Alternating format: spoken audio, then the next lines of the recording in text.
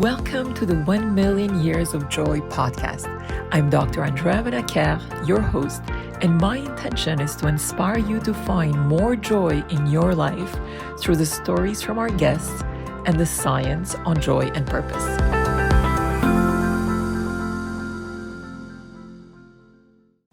Docteur Abjedi, c'est un plaisir de vous avoir avec nous aujourd'hui. C'est un plaisir réciproque, surtout que vous avez bien prononcé mon nom, qui est difficile à exprimer. C'est d'origine iranienne, mais c'est Abjedi, exact, bravo. Vous êtes médecin urgentiste. Oui. Vous êtes auteur de plusieurs livres. Vous êtes aussi cofondateur de Grand Cœur. Oui, c'est vrai. Et je me demandais si on pouvait commencer avec une question qui tourne autour de, à travers toutes vos expériences et vos vécus, qu'est-ce que vos patients vous ont appris sur la vie? Oui, alors, c'est une vaste question sur la vie. Et puis, il y a eu de nombreux patients, parce que je vais juste faire un petit récapitulatif quand même, pour que vous situiez un peu les choses. La question paraît simple, mais si vous voyez, on a parfois, là où je travaillais à Saint-Louis, à Ambroise-Paré, c'est à la PHP à Paris, nous avons parfois 100, 120, 130 patients par jour, et on doit superviser ça. À l'époque, quand j'étais senior, il y avait des internes.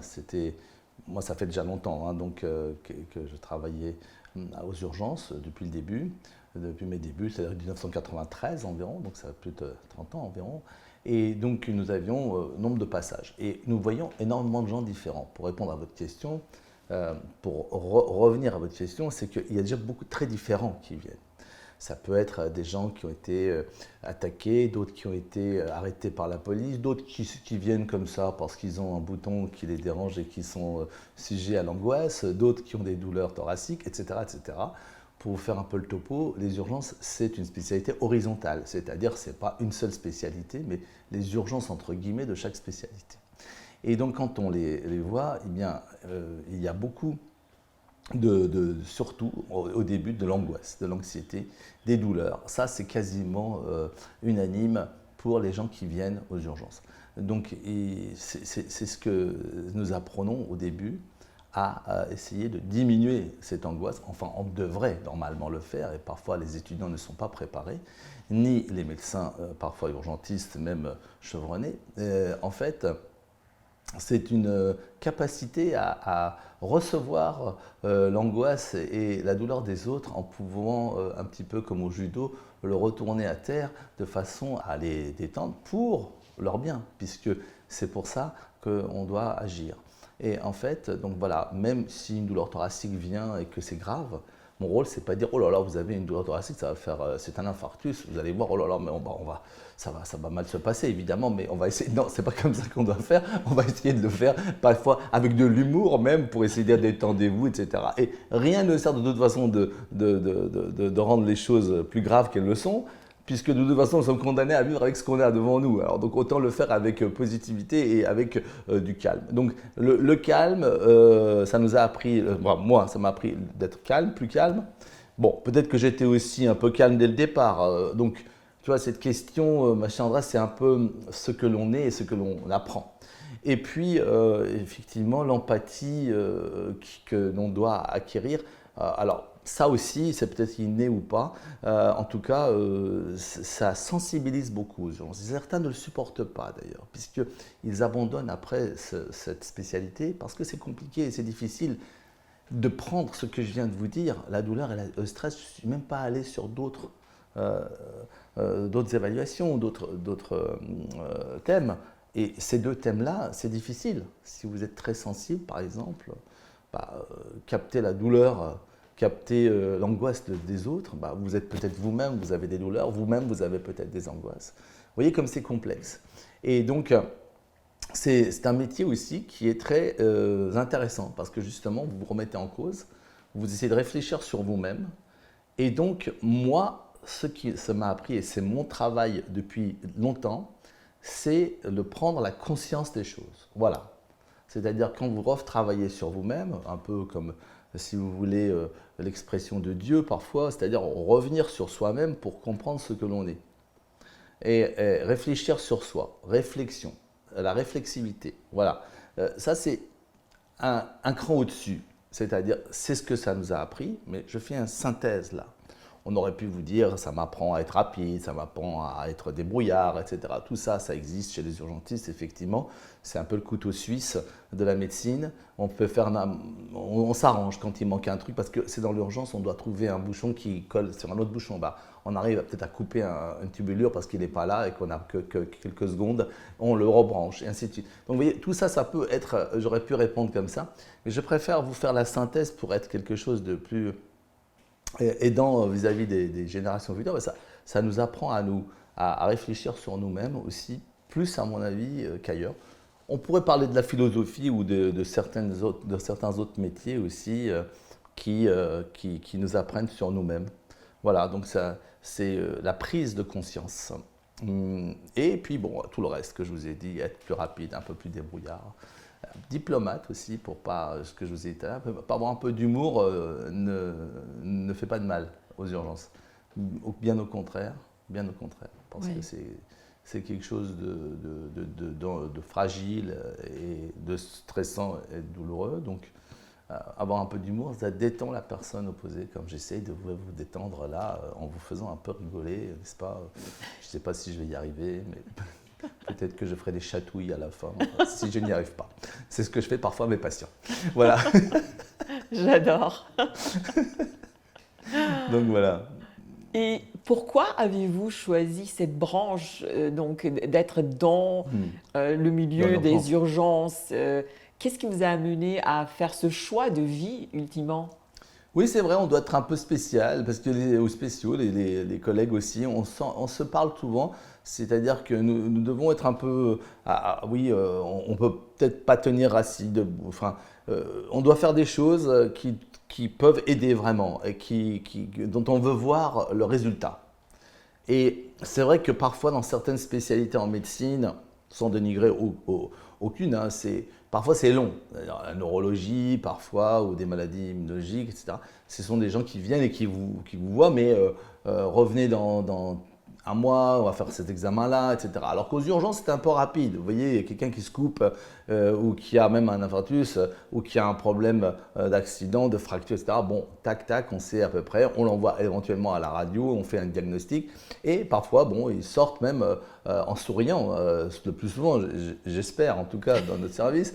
Et donc, par exemple, ils sont suturés ou on les a calmés pour la douleur. Donc, même une colique néphrétique qui est très, très douloureuse, avec un petit calcul qui ne passe pas au niveau des uretères, vous savez bien que ça fait hyper mal, c'est une des fortes plus douleurs. Et donc, on donne un traitement et toc, toc, si on fait le diagnostic, la personne est soulagée. Donc, c'est quand même hyper satisfaisant. Vous voyez, avec quelqu'un qui vient, qui est dans le désarroi, et une demi-heure, une heure après, ou parfois à la seconde, va mieux.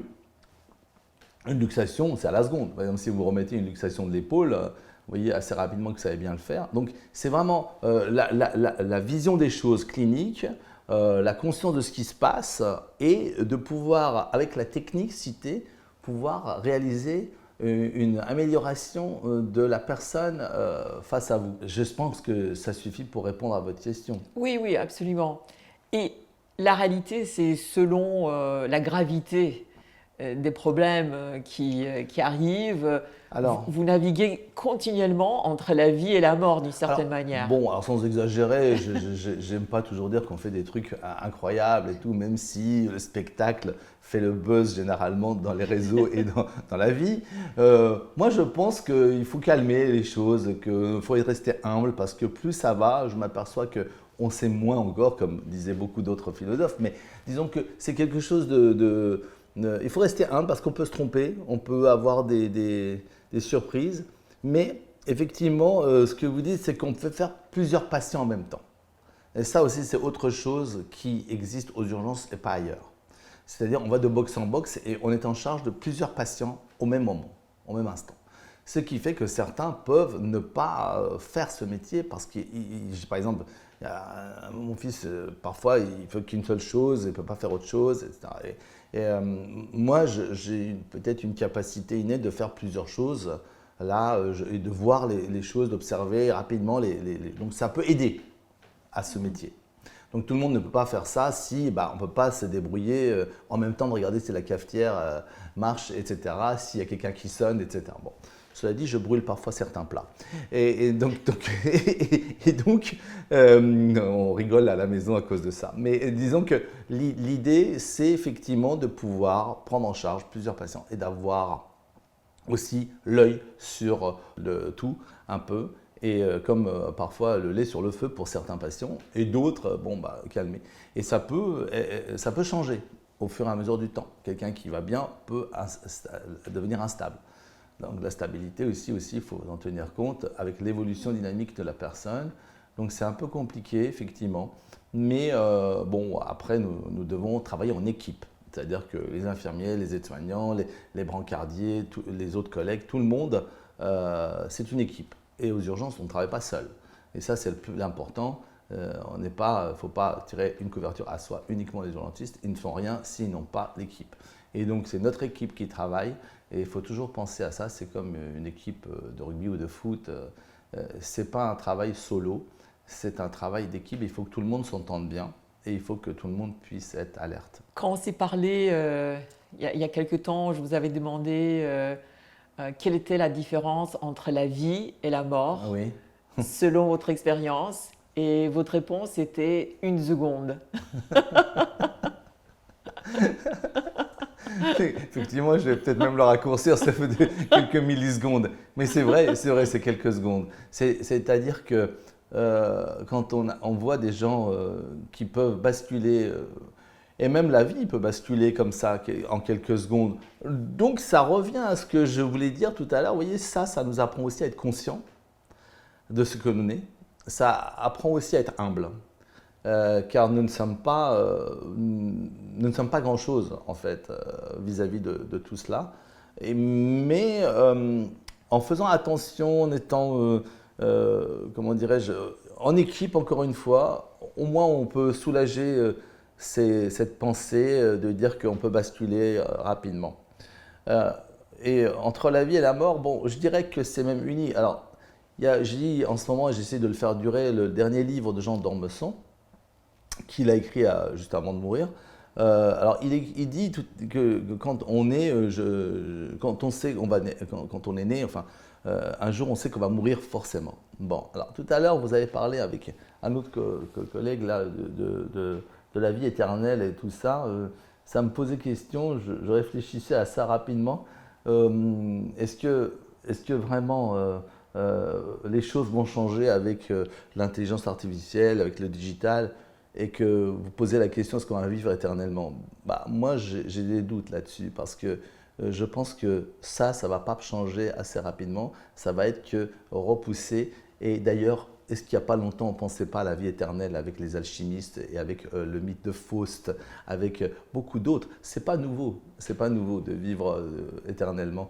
Avec le portrait de Dorian Gray, avec beaucoup de gens comme ça qui ont écrit des trucs formidables. Alors, c'est effectivement le souvenir qu'on va laisser va se dissiper aussi dans le temps, malheureusement.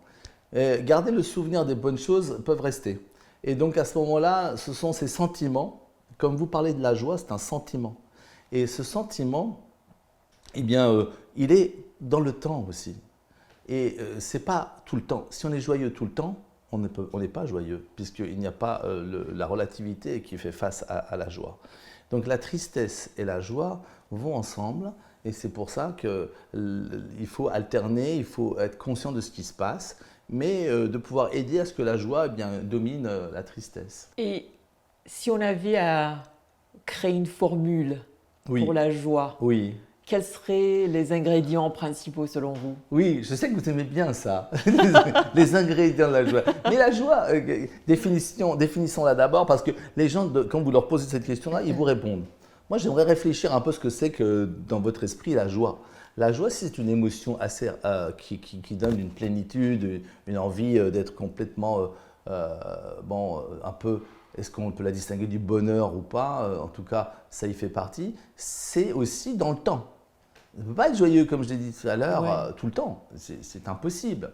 C'est comme manger tout le temps ou dormir tout le temps, etc. Donc, eh bien, il y a des alternances dans la vie. Ce qu'il faut, c'est que moi, je mets les barrières à la violence. C'est-à-dire qu'il ne faut pas dépasser les choses quand il y a une violence. Donc, la joie, la tristesse, il ne faut pas se faire violence, il ne faut pas faire violence aux autres aussi. Et il faut adoucir les choses, effectivement, parce que ça ne vaut pas la peine, dans cette courte vie, même si elle est un peu longue, plus tard, de se battre, d'être dans la violence. Et on revient vers la paix ou la guerre. Et ça, c'est quelque chose qui est aussi comme la joie et la tristesse. On est joyeux peut-être dans la paix, on est peut-être plus triste quand il y a la guerre quand même. Donc vous voyez, ce sont des liens qui sont importants.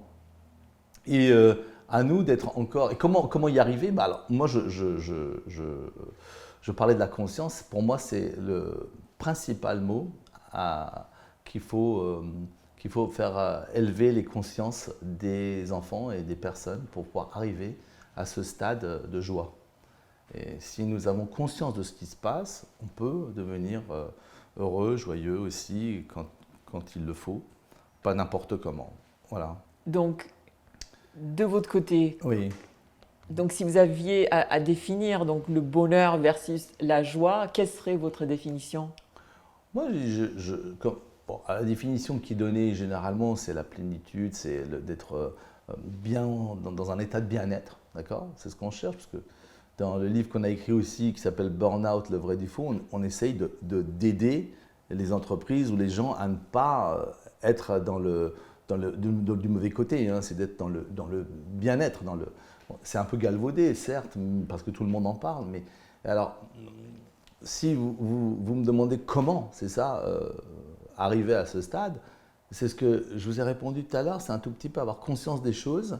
Alors, c'est plus une joie où l'on rigole tout le temps, mais c'est une joie intérieure un tout petit peu qui fait que nous sommes heureux à l'intérieur de faire du bien aux autres qui nous le rendent.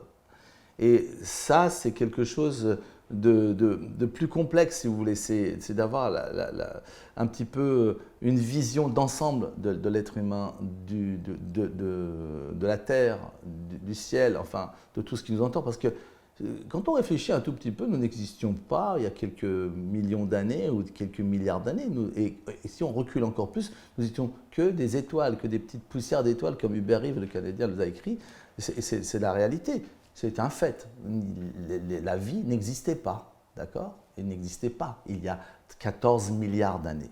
Et les scientifiques, pour le moment, l'expliquent par un Big Bang et ainsi de suite, avec de la poussière qui devient des tourbillons, une explosion, la lumière, de l'énergie, et tout ça tourne, et puis ensuite, que ça tourne, ça provoque une condensation de chaleur, de l'eau, etc. Et à partir de l'eau, la vie commence à naître dans les mers, et ainsi de suite, vers l'atmosphère qui se crée. Et donc tout ça, on reviendra peut-être au même endroit. Donc si on a conscience de ça, la joie, le fait de faire des choses d'argent, etc., ça paraît dérisoire. Mais nous sommes assez centrés sur nous-mêmes. Donc, pour donner une voix, c'est ne soyons pas trop centrés sur nous-mêmes. Et si on donnait un tout petit peu aux autres, ça peut nous donner un bonheur qu'on n'imagine pas. Faire du bien nous rend joyeux, nous rend heureux. Et ne négligeons pas ça. Ce qui fait que nous ne sommes pas égoïstes et l'ego diminue un tout petit peu. D'ailleurs, que reste-t-il de César ou de Napoléon, etc. Là, nous sommes à quelques siècles.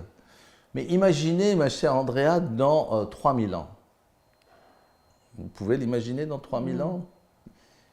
Que valent nos présidents dans 5000 ans, dans 10 000 ans? C'est la réalité.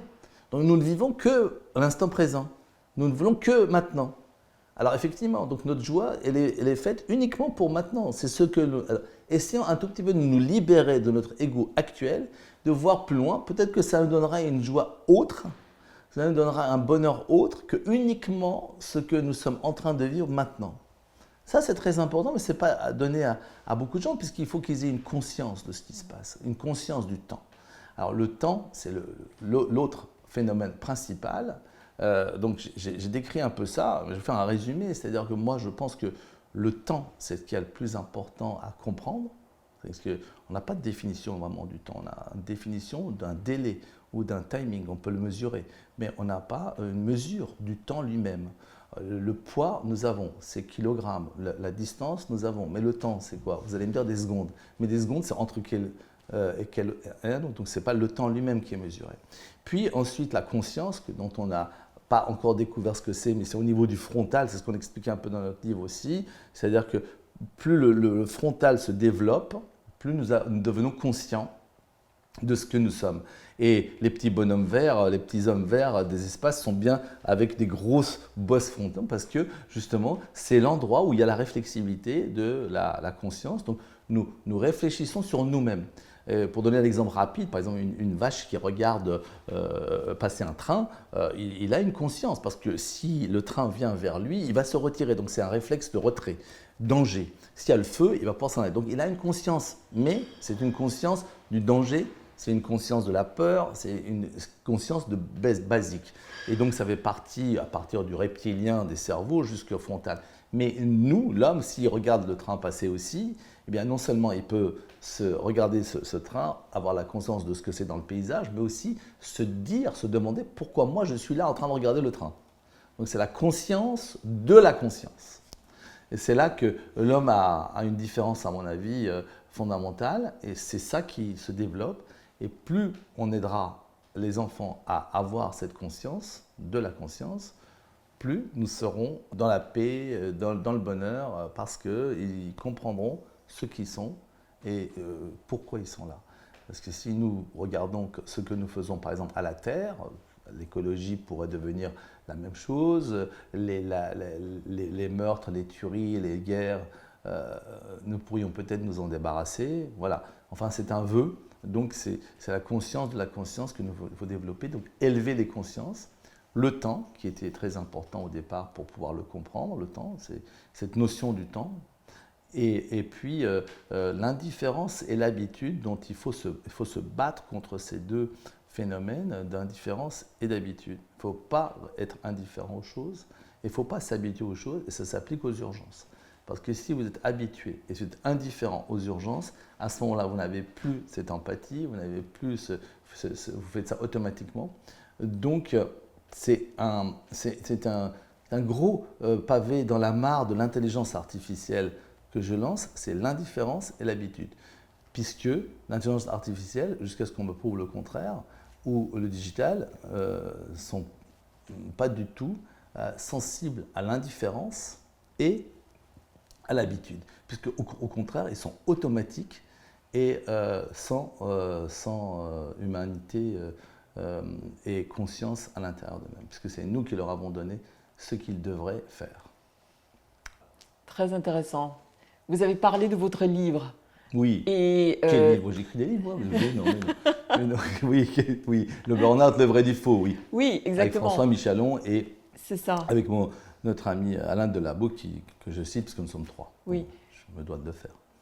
Comment vous expliquez l'augmentation du stress et du burn-out au sein des entreprises, au sein de notre vie? Est-ce que, pour retourner à ce que vous disiez sur la conscience, est-ce que d'une certaine manière, on se perd dans la vie, dans l'intensité des moments présents et on s'oublie nous-mêmes? Donc on a cette perte de conscience, si on peut l'expliquer ainsi? Absolument, oui, ça on fait même parfois des conférences pour les entreprises, on l'a fait déjà dans le milieu notamment social, c'est-à-dire dans les milieux où les gens sont en relation avec le milieu médical, infirmiers, médecins, la police, l'armée, le milieu judiciaire, mais aussi l'enseignement, donc les professeurs, tous ces personnes, même aussi les mères de famille parfois qui peuvent maintenant être… alors, il ne faut pas le dire n'importe comment, mais en tout cas, ce sont des gens qui ont une surcharge et qui ont une pression, mais ils continuent à travailler. Ce ne sont pas des tirs au flanc, c'est l'inverse. Hein. C'est plus des gens, ce n'est pas de la dépression,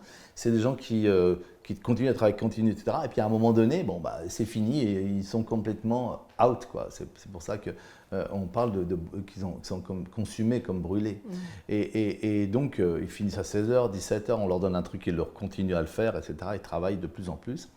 Alors, nous, on essaye de trouver dans ce livre 5 signes sans médicaments aucune et 5 conseils qu'on peut donner.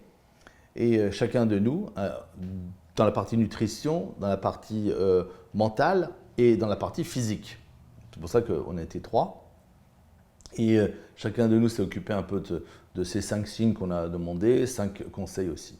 Alors pour aider un tout petit peu à cela et pour en parler, effectivement dans les entreprises, on se rappelle tous que c'est devenu pyramidal, qu'on voulait faire horizontal avec des silos, etc., qu'on finisse, mais ça n'a pas changé, les entreprises le disent. Ils veulent faire de l'écologie, ils veulent faire de l'aide, mais en fait ils ne le font pas parce qu'ils sont liés à l'économie et à l'argent.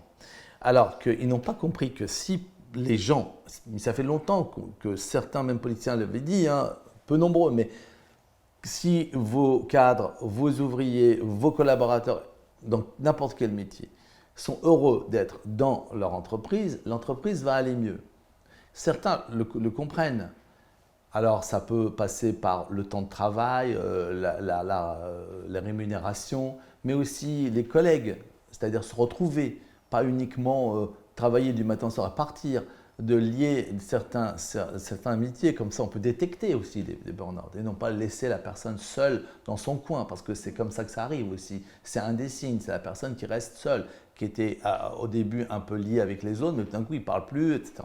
Donc l'idée c'est, dans les entreprises, nous ce qu'on essaie de faire, c'est de leur expliquer aux chefs d'entreprise la manière de faire, et je pense que ça rejoint aussi votre livre, les livres que vous avez fait avec Christophe Fauconnier, mais nous aussi, de notre côté, nous avons une approche humaine, mais avec des choses techniques simples et précises. C'est-à-dire, par exemple, donc, ce que je disais, ne pas laisser les gens seuls parfois dans leur coin, avoir un petit peu d'empathie, toutes ces choses qu'on sait, mais que les chefs d'entreprise ne savent pas faire parfois, parce qu'ils sont occupés, etc. Et c'est une erreur, il faut prendre du temps.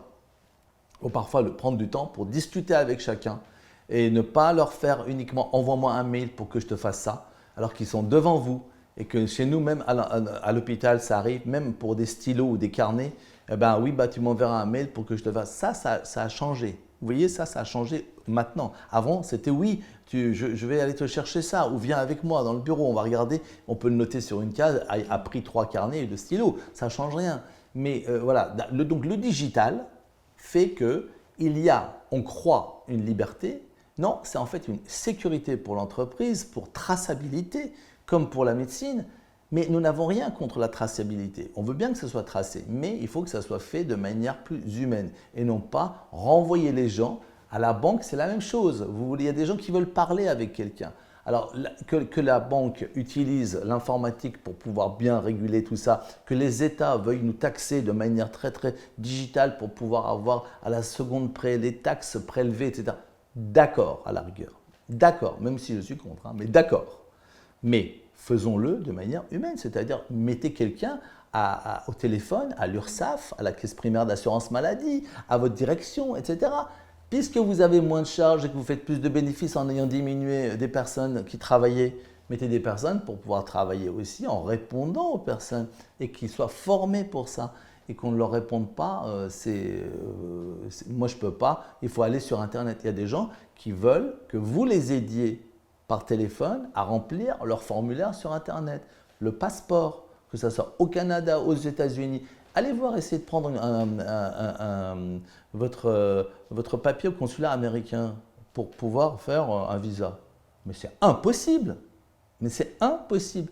Mais quand vous avez 70 ans ou 75 ans, c'est pas vieux. Parfois, ils veulent parler, les gens. Mais je dis ça peut être 20 ans. Il y a des enfants, des jeunes qui veulent avoir un contact. Et ça, c'est inadmissible parce que c'est de la privation de liberté. Alors, ça peut peut-être être écrit dans la Constitution, mais ils font contre la Constitution grâce au digital.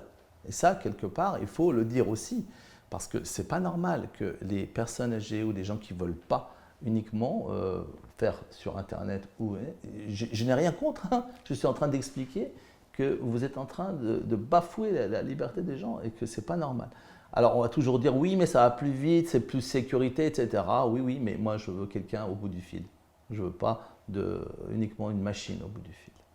À ce moment-là, le dernier médecin que j'ai écrit un article là-dessus, c'est un article en 2027, pour 2027, il arrivera. Vous n'aurez plus personne, vous aurez un robot et vous pourrez regarder Comment vous êtes dans votre santé mentale ou votre santé physique. Il paraît que ça marche. Bah, bonne chance.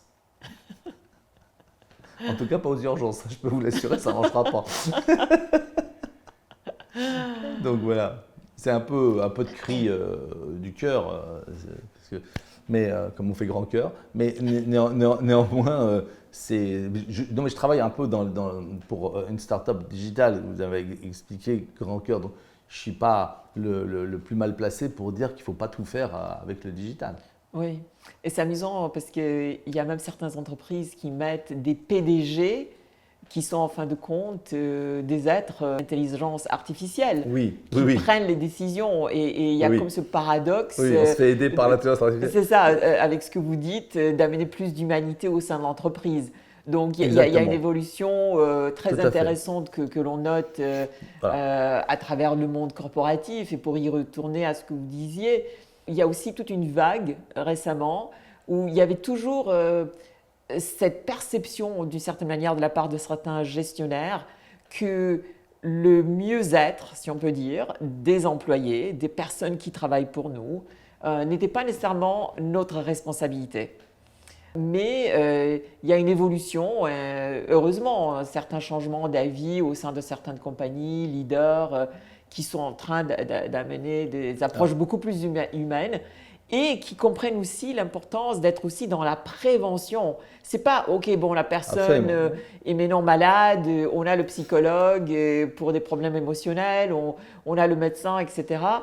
Quel est votre avis et comment vous voyez donc justement cette vague et cette importance d'être plus dans la prévention et que les leaders amènent au sein des entreprises des méthodes qui amènent non seulement un mieux-être, mais aussi plus de joie. Parce qu'il y a énormément d'études qui démontrent d'ailleurs la corrélation positive entre une personne qui a plus d'énergie et la productivité. Évidemment. Or, on l'oublie malheureusement aujourd'hui. Alors vous avez dit 2-3 mots là qui sont très importants. On va refaire ça un tout petit peu. Hein. Je ne vais pas faire l'interview à l'envers, mais disons que vous avez parlé d'humanité, c'est essentiel. Et l'humanité, ce n'est pas une question de PDG ou pas. Vous devez être plus humain si vous êtes quand même en charge de pas mal de choses. Donc ça aide beaucoup, le fait d'avoir de l'empathie et de l'humanité. Alors on ne peut pas l'apprendre, bien sûr, mais on peut faire attention. Ça, on peut faire attention. On n'est pas forcément humain, mais on est parfois poli. On peut l'apprendre. Bon, déjà, ça, c'est pas mal. Bon. Et deuxième chose, vous avez parlé de responsabilité. Ah oui, vous avez dit que les PDG, etc., disent que ce n'est pas à nous la responsabilité. Mais on ne leur demande pas d'être responsable, on leur demande d'abord d'être humain. Et deuxièmement, vous voyez, vous abordez quelque chose de plus important, c'est le juridique. Maintenant, c'est ça qui mène. C'est-à-dire, le digital, c'était la traçabilité et le juridique. Le juridique est en train de mener beaucoup plus les politiciens et les économistes que le sujet lui-même.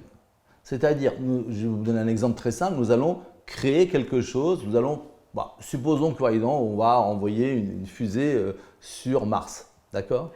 Mais est-ce que ça va poser des problèmes juridiques pour celui qui va pouvoir faire la fusée et la fusée va pouvoir exploser avec 2 astronautes à l'intérieur, etc. Vous voyez ? Et là, on va diminuer. Mais ils n'ont même pas réfléchi à la manière scientifique, etc. D'abord, et les politiciens et toutes ces personnes qui sont en charge pensent plus aux problèmes juridiques. Il faut avoir les organes qu'il faut, on va pouvoir le dire comme ça, pour pouvoir lancer des projets. Pour pouvoir lancer des projets et y aller. Et prendre des responsabilités. Et peu de gens maintenant, en politique ou en économie, prennent la responsabilité. On a le droit de se tromper. Il faut y aller. Et le juridique qui dit il y a risque zéro, ça n'existe pas. En médecine non plus, ça n'existe pas. Donc diminuer les risques, oui, et pas être stupide, oui, mais croire qu'il y a un risque zéro, c'est aussi stupide. Donc il faut y aller, il faut avoir vraiment le cran de pouvoir faire des choses et en prendre la responsabilité. Ça, beaucoup de chefs d'entreprise aussi l'oublient. C'est-à-dire que je vais faire confiance à cette personne handicapée qui a un problème, etc. Mais je vais lui dire de manager ça. Je vais lui faire confiance. Après, il ne réussit pas. On peut le virer, il n'y a pas de problème. Mais on peut lui donner la chance. Et c'est pas Je ne prends pas la responsabilité parce qu'il y a peut-être un risque à cause de cette personne. Non, c'est pas que, donc ça déjà, c'est pas mal. Je pense qu'il faut agir comme ça. Et puis, comme vous avez dit, cette histoire de pouvoir aider à long terme les entreprises et non pas attendre aussi le retour sur investissement immédiat. D'ailleurs, je crois que Bernard Arnault fait le travail comme ça. Il dit, moi j'achète des choses, mais ce n'est pas pour avoir le bénéfice tout de suite. Oui, alors bon, il peut se permettre peut-être, je finance ça, j'ai acheté ça, mais c'est dans 5 ans que ça va devenir un peu… Donc vous voyez, quand même s'il le dit lui, on peut peut-être le croire, que ce n'est pas une mauvaise idée que de pouvoir lancer des projets qui ne vont pas donner tout de suite votre retour sur investissement en euros ou en dollars, mais un peu plus tard. Et ça va être encore mieux. Et c'est là que certains chefs d'entreprise oublient ce terme. Alors, il faut avoir les reins solides peut-être, mais aussi travailler. Travailler et faire confiance aux gens. Faire une équipe. Avoir de l'empathie et de l'humanité. Et puis aussi ne pas avoir peur que des problèmes juridiques. En parlant, donc justement, faisant la connexion avec les risques, oui. Donc là, je voudrais retourner à Grand Cœur, oui. que vous aviez donc… voilà, pour la prévention, pardon. Exactement, la prévention, exactement. Oui, j'ai oublié de vous répondre là-dessus. C'est ça, mais, okay, d'accord. Je vais pouvoir répondre là-dessus avec Grand Cœur, d'ailleurs, en plus c'est mieux. En fait, effectivement, vous avez raison, tout le monde le sait que prévenir, c'est mieux que guérir. C'est le fondement un peu de la médecine. Alors, prévenir, c'est pas toujours simple non plus parce c'est contre les habitudes. Et les habitudes, c'est quelque chose complètement, c'est ce que je disais tout à l'heure, c'est l'habitude et l'indifférence. Alors, il faut se battre contre ça. Nous, on a créé, par exemple, aux urgences, pas qu'aux urgences, c'est aussi après une consultation médicale ou après une hospitalisation, une surveillance, un monitoring, comme on dit, à distance, c'est-à-dire une surveillance et une analyse. Ça surveille, ça analyse. Qu'est-ce que ça fait? Quand vous sortez des urgences ou que vous sortez d'une consultation un peu vulnérable, entre guillemets, c'est-à-dire que, pour donner un exemple, vous toussez, vous avez une pneumonie, mais bon, vous avez 38,5, vous n'allez pas être hospitalisé tout de suite, on vous donne des antibiotiques et vous sortez. C'est bactérien, vous allez pouvoir rentrer, madame, monsieur, ne vous inquiétez pas, en 2-3 jours, ça ira mieux. On vous donne combien de fois c'est arrivé. Ou vous avez une hypertension à 19,12 par exemple sur votre tensiomètre et après 1 heure aux urgences, vous êtes à 14,8, tranquille, pas de maux de tête, rien du tout, bon, tout va bien. Alors, qu'est-ce qu'on fait? Vous allez sortir. Et que vous êtes sorti, vous n'avez plus de médecin, vous n'avez plus personne. Parfois, vous êtes âgé, vous êtes le grand-père avec votre neveu, vous êtes arrivé et vous partez. Et tout le monde est inquiet en sortant. Tout le monde est inquiet en sortant, même si ça va mieux. C'est normal, vous êtes venu aux urgences et vous sortez. Donc vous allez dire, oh, bon, mais vous allez mieux, madame, vous avez vos examens sont bons, etc., votre tout, etc. Bon, reprenons le premier cas, il part, et nous on leur dit quoi? Vous avez mal, vous aviez combien? Oh, j'avais 8 sur 10.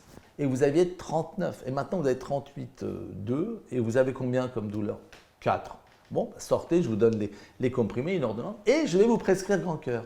Pourquoi? Qu'est-ce que c'est? C'est un monitoring à distance. Vous allez sortir, vous allez m'envoyer à 10h, à 19h par exemple, en sortant demain, après-demain, pour les 5 à 7 jours qui suivent, dans la période critique, ou 15 jours maximum, parce que ça ne va pas durer, j'espère, 3 mois non plus, votre tout. Alors donc, vous envoyez votre température et votre douleur, 0 à 10, et votre température par votre thermomètre que vous avez à la maison. Et rentre, et il envoie 38,5, 38, etc. Et Grand Cœur répond automatiquement. Mais avant, Grand Cœur, il y a toujours un humain qui prend l'appareil, qui explique à la personne, et qui est en contact, et qui lui explique ce qui se passe, etc. Et si elle est d'accord, elle est embarquée sur Grand Cœur. Et moi, je l'ai fait sur mon ordinateur en 1 minute. C'est pas une application, c'est juste par SMS que la personne va m'envoyer ses données, ses datas. Elle va m'envoyer 38, bon ça, elles sauront le faire. Et même des personnes qui ne savent pas le faire, l'entourage, on peut partager et agrandir le cercle de soins. C'est un concept à nous, agrandir le cercle de soins pour que la personne ne soit jamais seule, toujours reliée à un monde médical qui va le monitorer. Et c'est comme si je venais tous les matins reprendre votre température et si vous étiez à l'hôpital. Et là, moi, je sais qu'il y a une réponse. Vous avez 39, on va dire, reprenez votre température dans une demi-heure. Ah, vous avez 37 maintenant, ou alors est-ce que vous avez pris vos médicaments, et ainsi de suite. Donc, Grand Cœur répond. C'était un exemple simple. Pour la tension artérielle, ça peut être aussi éviter des accidents vasculaires. S'il a 20-12, on va dire, est-ce que vous avez pris votre médicament? Avez-vous mal à la tête? Ceci, cela. Comme les recommandations internationales le précisent, le recommandent, et nous, on leur répond. Et si nécessaire, on leur dit de revenir. C'est comme ça que nous avons sauvé quelqu'un, il y a à peu près 4-5 mois, qui est parti pour une pneumonie, pour une pneumopathie qu'il avait, mais il est resté au lit et sa saturation, parce qu'on avait demandé aussi de prendre sa saturation. Il avait l'appareil, vous savez, qu'on mettait au Covid, 99% de saturation, et lui, il avait 92. On répondait, et en fait, revenez.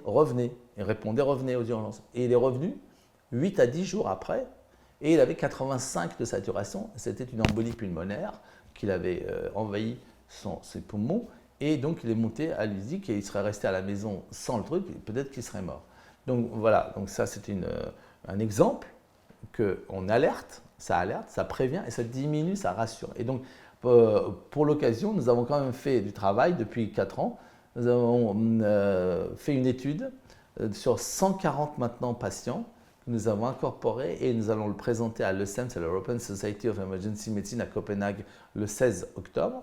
On va présenter ce papier que nous avons fait avec un professeur de la PHP qui montre que 95% de réassurance, c'est-à-dire les gens sont satisfaits, une diminution des hospitalisations de 20 à 30%, et pareil pour les passages aux urgences ressentis, c'est-à-dire c'est énorme. C'est-à-dire qu'on peut aider le monde médical qui est actuellement fragilisé, partout dans le monde, pas qu'en France, mais en plus à juste titre, et donc diminuer les hospitalisations, diminuer les passages aux urgences, rassurer les patients et prévenir. Donc c'est pour ça que nous essayons d'avoir des financiers qui puissent nous aider à augmenter maintenant cette start-up de façon industrielle, entre guillemets, c'est-à-dire à grande échelle. Et notre idée, c'est de faire une étude sur 1500 patients. Comme ça, c'est rédhibitoire comme étude, qui on démontre que 95% des gens sont satisfaits sur 1500 patients. Je ne vois pas pourquoi on ne le propagerait pas partout dans le monde. Voilà, donc ça peut être utile. Et je suis en train de travailler aussi avec Grand Cœur sur l'évolution des maladies infectieuses pour pouvoir le donner notamment en Afrique ou dans d'autres pays. Supposez que par simple SMS, vous puissiez envoyer si vous avez diarrhée, oui, non, et si vous avez une fièvre. Si vous pouvez l'envoyer, moi je peux suivre l'évolution d'une maladie infectieuse qui peut se propager dans un village s'ils ont un téléphone et qu'ils peuvent l'envoyer par simple SMS. Donc on peut prévenir parfois des maladies que l'OMS peut détecter plus rapidement grâce à Grand Cœur. Et c'est là-dessus que j'aimerais beaucoup travailler, comme ça, par exemple, une maladie comme le Covid ou comme le Mpox là actuellement, on peut le suivre en direct, suivant l'évolution sur la carte, avec les datas. Nous, en fait, nous aidons les datas à être transmis du patient vers les gens concernés. C'est là que nous intervenons. Nous n'intervenons pas en tant que médecin directement, etc. Il y a des réponses, mais c'est ce passage, cette transmission de data que Grand Cœur, sur lequel Grand Cœur travaille. C'est super. Et une question pour vous concernant Grand Cœur. Est-ce que c'est juste limité aux maladies, je dirais, aiguës, ou est-ce que ça touche aussi les maladies mentales, par exemple, on peut appliquer Grand Cœur à toutes les pathologies qui peuvent être mesurées. D'accord ? Parce que nous envoyons des mesures, nous envoyons des paramètres vitaux. Alors, généralement, c'est douleur, saturation en oxygène, tension artérielle, le pouls, la douleur aussi, je l'ai dit, et puis la température. Mais il y a d'autres choses à l'avenir. Supposez que vous trouviez un outil qui envoie immédiatement, je ne sais pas, le taux de sucre qui existe déjà, par exemple, ou une maladie mentale ressentie, ils peuvent l'envoyer. Effectivement, j'ai beaucoup eu cette idée-là. Les gens qui ne sont pas bien peuvent envoyer ces données. Par exemple, on peut même leur demander de 0 à 10 comment vous êtes, comme la douleur. L'angoisse, comment vous êtes, et on peut répondre. Donc, éviter effectivement parfois peut-être des suicides, des choses comme ça. Parce que si la personne, on voit que c'est du 8, 8, 8, 8 par exemple le matin et soir, matin, midi, le psychiatre peut regarder un peu sur son dashboard. Ah oui, alors en plus, j'ai oublié de vous dire qu'après la fin, il y a un dashboard avec un retour chez les personnes en leur expliquant vous avez eu ça comme tension, c'est pas mal, continuez votre traitement. Ou prenez votre traitement parce qu'il était trop haut. Et c'est partagé avec les autres, cardiologues ou les gens de confiance des personnes. Donc, effectivement, ça peut s'appliquer à beaucoup de domaines. C'est un suivi. Avec ou sans grand cœur, d'ailleurs, il y aura un suivi. De toute façon, maintenant, comment voulez-vous faire donner un médicament? Vous dites au revoir? Non. Vous dites comment si ça marche. D'accord? Donc un antibiotique, au bout de 3 jours, si ça ne marche pas, vous voyez, ça a le mérite, par grand cœur, de dire écoutez, revenez, parce que vous êtes toujours à 39 après 3 jours de traitement antibiotique, par exemple. C'est très simple, tout le monde comprend ça. Donc c'est un suivi qui est, je veux dire, c'est le b.a.-ba. Donc le grand cœur permet ce système sans téléphoner forcément, avoir personne au téléphone, etc. etc.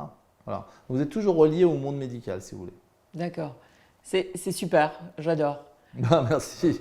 Essayons de le booster grâce à vous aussi, parce que ça en vaut la peine, à mon avis, avec ou sans nous.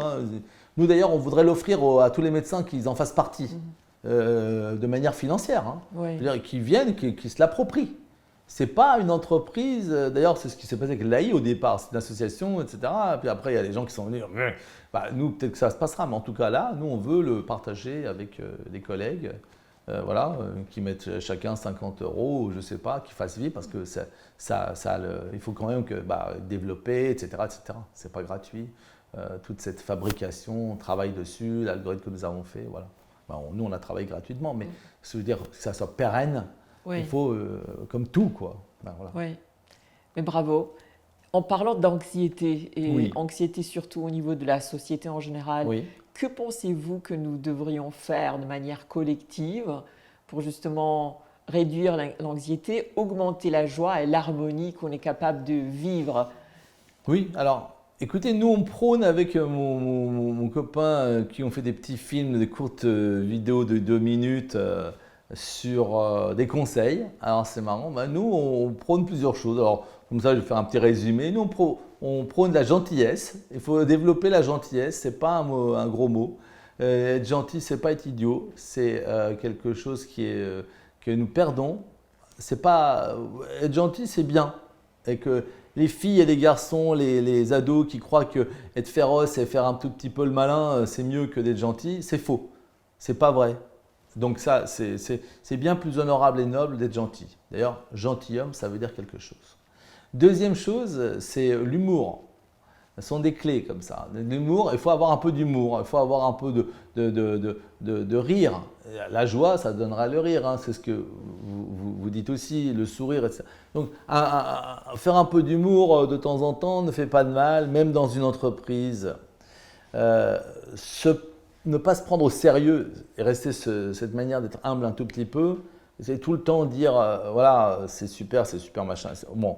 Non, il faut aussi un tout petit peu avoir de la relativité, comme je vous disais, il ne faut pas en faire de trop parce que sinon on perd aussi les mots et l'essence des choses.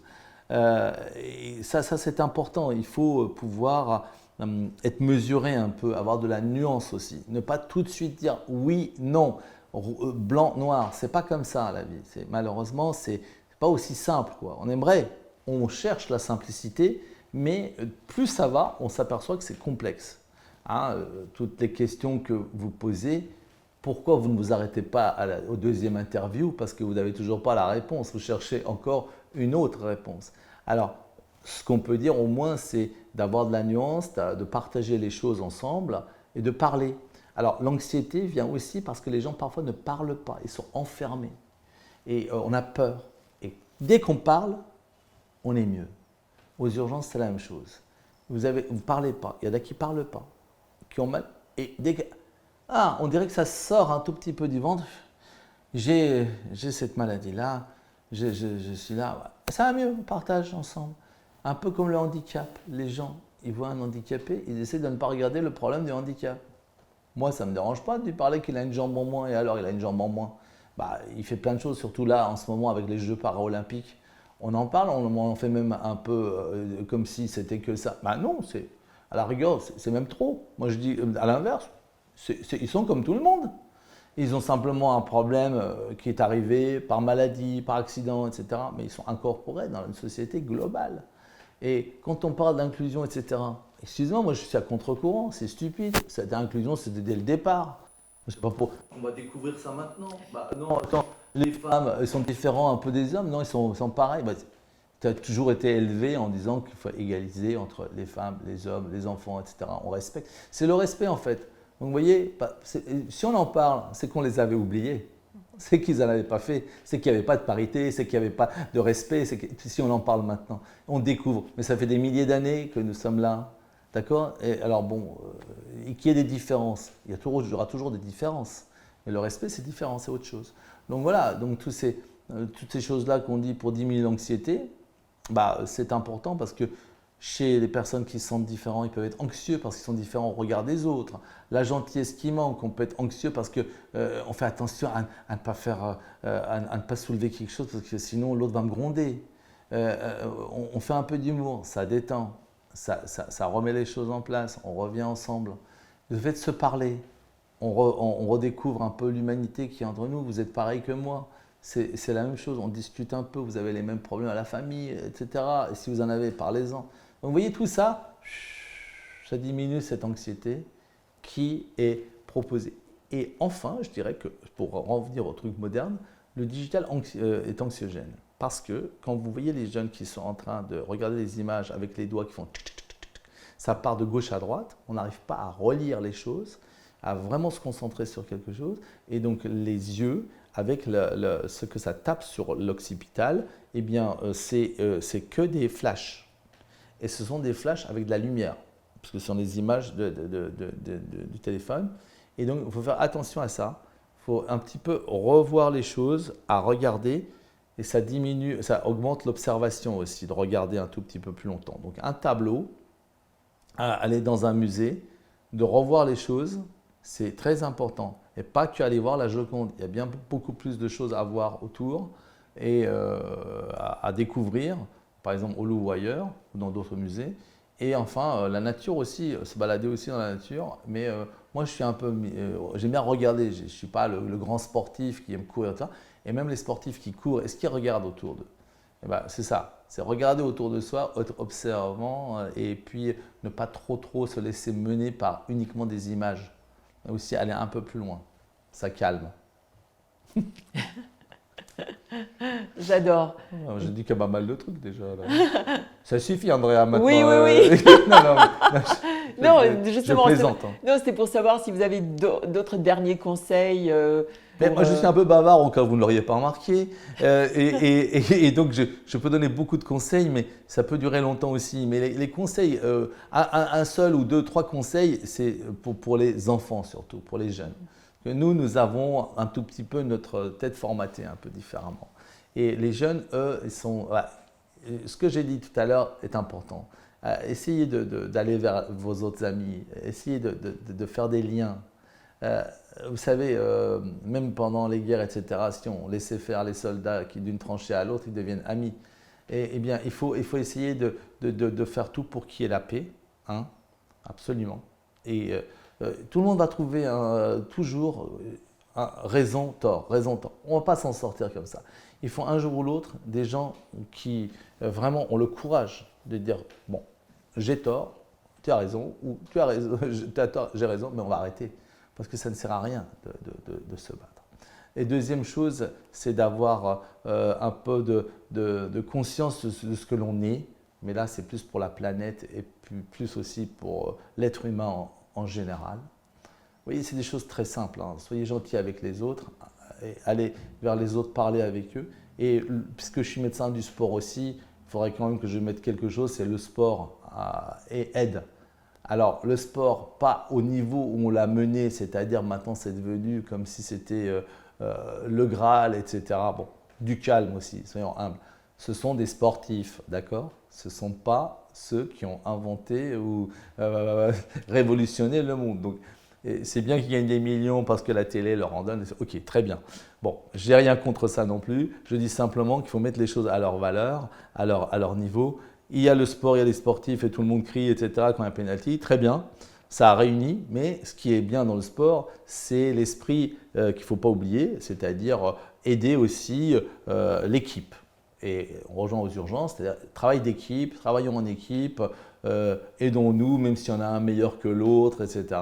Revoyons-nous, serrons-nous les mains. Donc, comme je vous disais que je suis d'origine iranienne et que j'avais visité Persépolis et que j'avais vu sur les bas-reliefs quelque chose qui m'avait interpellé, je suis resté longtemps. On peut le retrouver aussi dans les images. Hein. C'est l'histoire de Darius qui tient un roi avec ses vassaux, qui n'a pas d'armes, qui ne brandit pas un épée, qui ne montre pas d'armes, mais qui tient la main comme ça, les uns contre les autres, de celui qui le précède. Un roi qui tient la main de quelqu'un d'autre, un autre homme. C'est très symbolique, c'est-à-dire que, vous voyez, c'est partager et tenir la main des gens. Et ça, c'est formidable. Et c'est ce qu'on devrait faire pour un peu arrêter en ce moment tout ce qui se passe. Est-ce qu'il faut faire tout le temps la guerre pour connaître la paix? En tout cas, c'est quelque chose d'important, à mon avis, de finir sur un mot de paix pour tous. Voilà. Merci, Oui, Ali, merci ce beaucoup. fut un immense plaisir de vous parler aujourd'hui. Merci infiniment pour tout ce que vous avez partagé. Mais merci à vous aussi. Et puis bon courage aussi pour la suite.